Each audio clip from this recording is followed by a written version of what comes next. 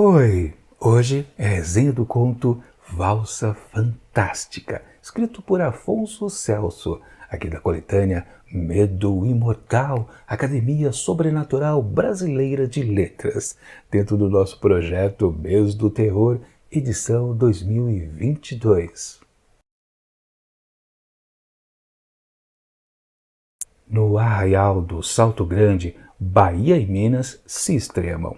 Pequena e triste povoação, 3 ruas acanhadas, casas baixas, caiadas de tabatinga, telhas à mostra, nuas de forro e assoalho, raquíticas, lembrando, vistas de longe, pontos de giz em lousa escura. Assim começa Valsa Fantástica, escrito por Afonso Celso, que conta a história, sim, deste povoado em primeiro lugar do que de um certo personagem, narrador. O que vale é realmente esta localidade que se passa, né, ou se localiza, né, no Vale do Jequitinhonha, sim, do rio Jequitinhonha, que passa, né, pelos esses 2 estados já citados. E sim, é uma região de, principalmente naquela época, quando foi publicada essa história, em 1892, uma época de muita pobreza para essa região. Hoje em dia, né, no nosso século, já está muito mais desenvolvida, já é uma região muito mais estabelecida, digamos assim. Mas naquela época, sim, faltava grana para todo mundo e você pode até pensar, então o terror aqui dessa história vai por aí. Não, muito pelo contrário. O que gera tensão aqui nesta narrativa é a própria natureza. Olha só que interessante. Mas sim, temos um personagem em destaque, e talvez nem seja o narrador de fato. Bom, o narrador é um vaqueiro que está passando justamente por essa região dessa pequena cidade. E ele aí não dá para entender direito o que acontece, se ele se oferece ou ele é convocado, junto com mais outros 2 vaqueiros, a procurar um homem desaparecido, um canoeiro de nome José, de 23 anos de idade, que há 3 dias sumiu, ninguém mais o encontra em lugar nenhum. Mas é uma região que, infelizmente, por causa justamente do rio Jequitinhonha, muitas pessoas desaparecem. Na verdade, até citado, entre 10 a 13 pessoas morrem no rio. Então, meio que todo mundo já sabe, né? Infelizmente, ele morreu. E a mãe desse canoeiro, José, está em lástima, né? Ela precisa reencontrar o filho de alguma maneira, mas todo mundo sabe no fundo, né? Ele deve ter morrido nas águas do rio, com certeza. Então, justamente o que trata esse conto é a procura desses 3 vaqueiros, infelizmente, né, corpo do José. Agora fica a pergunta, eles encontram ou não encontram? Com alguma dificuldade ou não? Bom, eu não vou dizer mais nada, porque senão estraga a experiência de quem ainda pretende ler esse conto. Minha avaliação do texto. Com certeza a gente tem que levar em consideração quando a gente conhece novos autores, justamente, talvez, o seu estilo narrativo que possa, para nós, ser incômodo. Por que eu estou dizendo isso? Bom, simplesmente porque quando eu comecei a leitura, então, aqui do texto do Afonso Celso, eu me vi num certo martírio, ou maneira complicada de narrar uma história. Isso levando em consideração também que, se a gente pega os textos anteriores aqui do Mês do Terror 2022, a gente percebe que, caramba, as histórias lá de antes eram super fáceis de serem consumidas, né? O linguajar não tinha grandes rococós, mas aqui existe aos montes. Eu acho que eu bati no microfone, né? Mas enfim, o que vale? Sim, eu não posso dizer para vocês, caramba, que leitura agradável que foi esse texto do Afonso Celso. Não, se eu disser, eu estou mentindo. Eu tive dificuldades de passar pela leitura até, digamos, chegar ao ponto onde a história de fato acontece. Quando esse momento chega, aí sim eu posso dizer que, olha, até que o rococó até ajuda um pouco, o clima tenso. Mas, enfim, o que é o tal do rococó que eu estou reclamando do Afonso Celso? A maneira dele narrar é muito quebrada. Ele constrói frases bem curtas e eu tive uma sensação que no primeiro momento eu não entendi direito, mas lá pelo meio do texto me veio a ideia, é essa sensação que eu estava tendo até agora e agora eu consegui, digamos, verbalizar. Sabe aqueles textos que tem aquele desafio monstruoso de, por exemplo, você não poder usar uma certa vogal? Pois é, você tem que escrever toda a sua narrativa sem poder usar pelo menos, usar uma vez sequer, né? A letra A ou então a letra O, I, qualquer vogal, né? Não se faz muito com consoantes, né? Acho que atrapalha menos, né? Você tirar uma vogal do contexto é pior ainda, né? Também tem aquele outro tipo de desafio, é que em todas as palavras que você usa no texto, você tem que sempre usar a mesma. Por exemplo, fazer um texto sempre com todas as palavras começando com a letra M.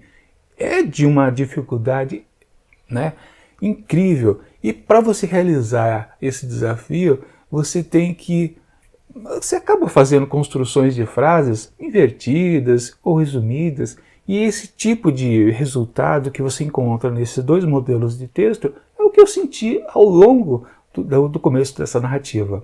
Ou seja, dá para considerar que o Afonso Celso ele se valeu de um jeito de narrar um pouquinho mais complicado. E aí a gente tem um problema de confirmar essa minha teoria, porque aqui temos até 3 textos do Afonso Celso, só que os 2 primeiros são poemas, que eu não estou lendo aqui dentro do projeto Mês do Terror.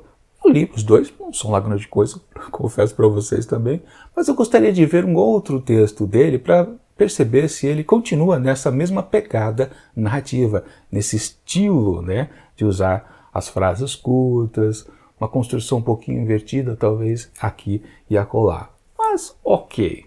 Antes de falar em si a respeito da história, que na verdade é super curta, esse conto aqui tem apenas 8 páginas. Mas se você tirar todo o rococó que possui o texto, você pode simplesmente transformar a narrativa em umas 2 páginas e meia, talvez, porque é tanta pouca coisa que acontece por aqui que realmente o floreio é que serviu de fazer com que o texto ficasse um pouquinho maior.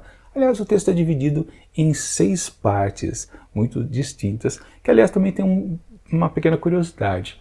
O texto que eu li para vocês, que é o começo exato do conto, né? É o primeiro capítulo, e também o segundo, na verdade o terceiro, tem uma característica interessante. Ele não é narrado em primeira pessoa, está em terceira. Mas todos os outros capítulos está narrado em primeira pessoa, que é a figura daquele vaqueiro que chega até essa cidade e tem a missão de encontrar então o desaparecido. Mas enfim, vamos à história. E também, mesmo que ela seja super curta, ainda vou guardar o finalzinho lá para a sessão de spoiler, mas ao final do vídeo, se você quiser pular, não tem problema.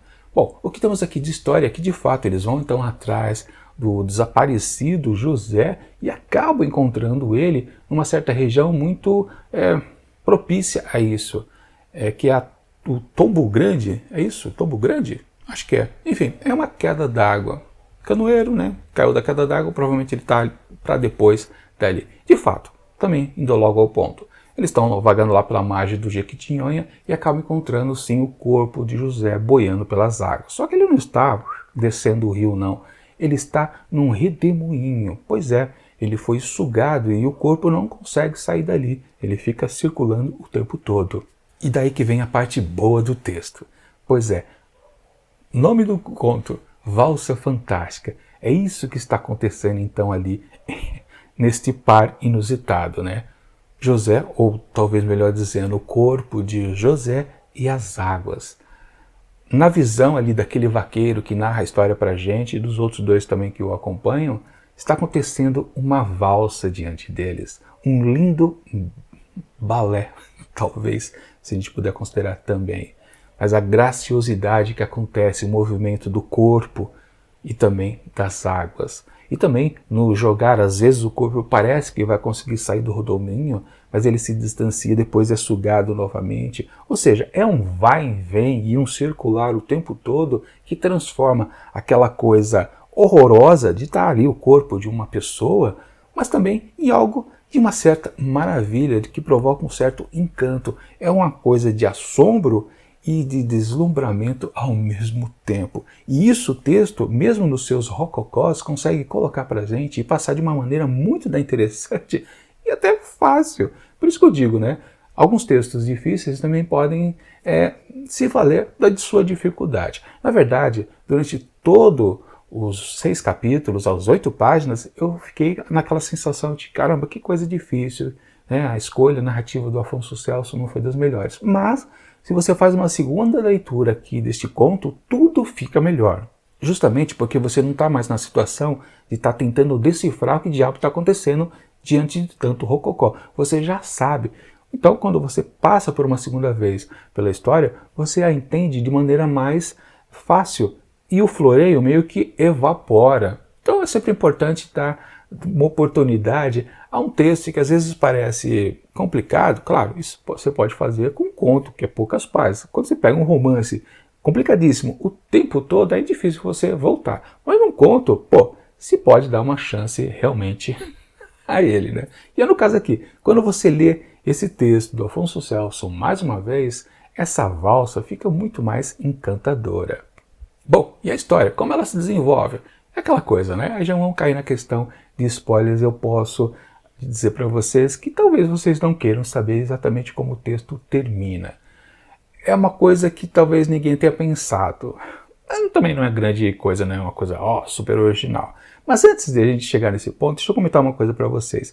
Essas histórias aqui que envolvem a natureza geram para a gente algumas tensões muito interessantes. E me fez lembrar esse conto aqui do Afonso Celso, um que está aqui neste livro, Os 100 Melhores Contos Brasileiros do Século, que foi o livro de quase abertura aqui do canal lá em 2017. O segundo grande projeto que aconteceu aqui. Eu li, claro, resenhas individuais de todos os 100 contos aqui presentes. Mas eu quero destacar para vocês que vale uma boa leitura, caso vocês possuam o livro. Aliás, deixa eu já fazer o jabá, né? Para esse livro aqui, Os 100 Melhores Contos Brasileiros do Século, como também Medo Imortal, eu deixo aqui na descrição do vídeo links da Amazon para vocês poderem adquiri-los. Aquele esquema velho de sempre, pessoal. Se vocês se valem do link, entram na Amazon através dele e fazem a compra desses livros ou de qualquer outra coisa, eu acabo ganhando aquela comissãozinha de vendedor e é uma forma de ajudar o canal. Mas, saindo do jabá e voltando aqui à minha dica,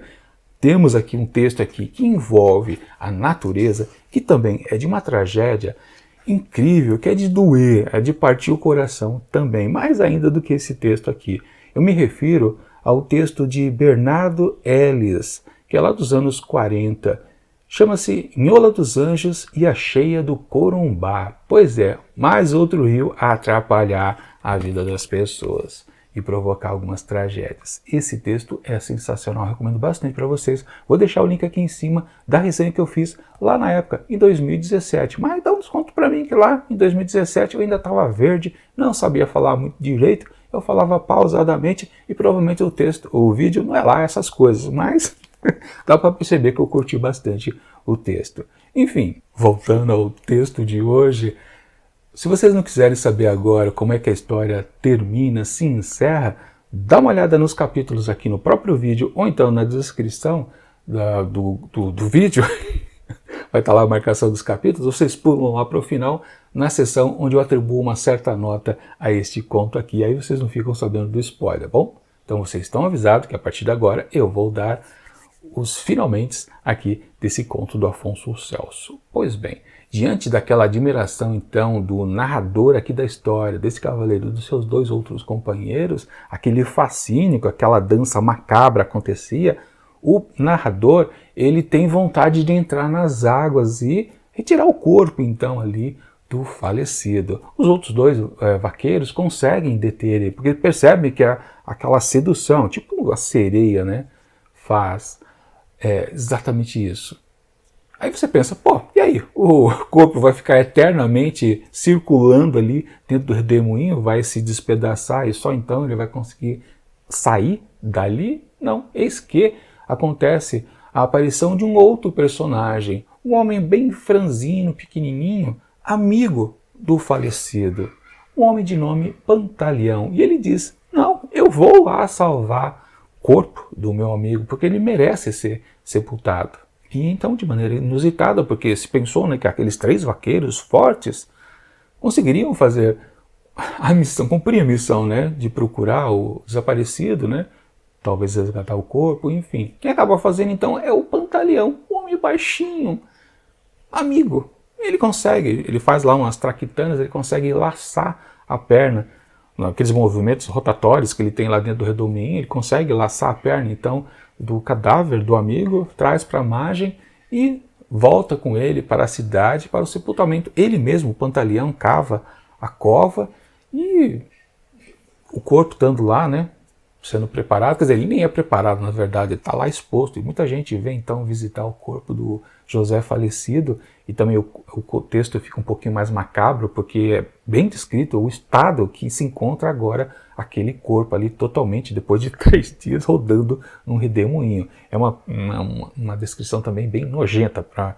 ser bem sincero, mas enfim, né? É curioso, né, como essa história, né, ela apresenta um certo herói, uma figura de um herói, né, e ele não é incapaz de cumprir a sua missão, e quem acaba fazendo é um homem franzino. É curioso essa transformação que o texto passa. E exatamente o final do conto é a mãe, que havia sido citada lá no começo da história, sofrendo pelo desaparecimento do seu filho, ela está ali agora diante do corpo do filho, pega os restos de mão do seu rebento e chora por ele. É triste também o finalzinho. Ou seja, mesmo que o texto seja complicado, como eu disse, quando a história de fato acontece, se apresenta, a gente entende o que é a tal da valsa fantástica e seu desdobramento, a gente fica muito curioso. E a aparição desse outro personagem inusitado, que é o que fim realmente cumpre a missão, também é algo que até causa um certo espanto. Enfim, o texto ele tem alguns desdobramentos que a gente realmente não pode pensar que tal coisa pudesse acontecer no começo, porque se vende na figura de um certo herói no começo, e as coisas realmente não podem ser bem assim em muitas situações, como foi o caso então aqui desse conto. Sim, o conto ele ganha certo valor depois que a gente começa a entender mais ele, depois que a gente passa um certo preconceito e a dificuldade mesmo, né, de fazer a leitura de um texto cheio de rococós. Propositadamente, porque naquela época de escrita já se escrevia de maneira suave, digamos assim, para os nossos tempos modernos. Enfim, quando eu saí da leitura, aliás, quando eu estava até o meio da história, eu estava com a sensação que era um texto muito fraco. Quando a história entra na situação ali da valsa fantástica, eu falei, caramba, que texto legal. Depois ele se enrola um pouquinho, depois tem um final, uau, meio inusitado, um final triste para dedéu. Então, é o tipo de texto que você vai tendo sensações diferentes ao longo dele, o que é muito interessante. De novo, se você faz a leitura por uma segunda vez, terceira, o texto vai ficando mais suave, porque aquelas coisas cheias de complexidade desaparecem, porque você já sabe exatamente o que o autor estava dizendo dentro daquele floreio. Enfim, para esse texto aqui de Afonso Celso, Valsa Fantástica, eu atribuo, olha só que curioso, 4 asteriscos. No final das contas, sim, é um texto muito interessante, mas pela tensão, depois que você consegue sair, né, daquela quantidade de floreios, você consegue enxergar a tensão e consegue se divertir. Quer dizer, diversão em textos de horror é sofrer, né? Mas é um bom texto, sim. Recomendo bastante a vocês. Agora, vamos dar uma olhada, então, no próximo conto que a gente vai ver na próxima segunda-feira, porque Afonso Celso a gente já acabou também. Bom, nós vamos para Inglês de Souza, e o primeiro texto que nós vamos dar uma olhada é Kaawan. Kaawan. Algo bem parecido com isso, né? Um termo indígena com certeza. Mas, enquanto esse próximo vídeo não chega, eu deixo aqui do lado dicas de outras resenhas, de outros contos do mês do terror. E tchau!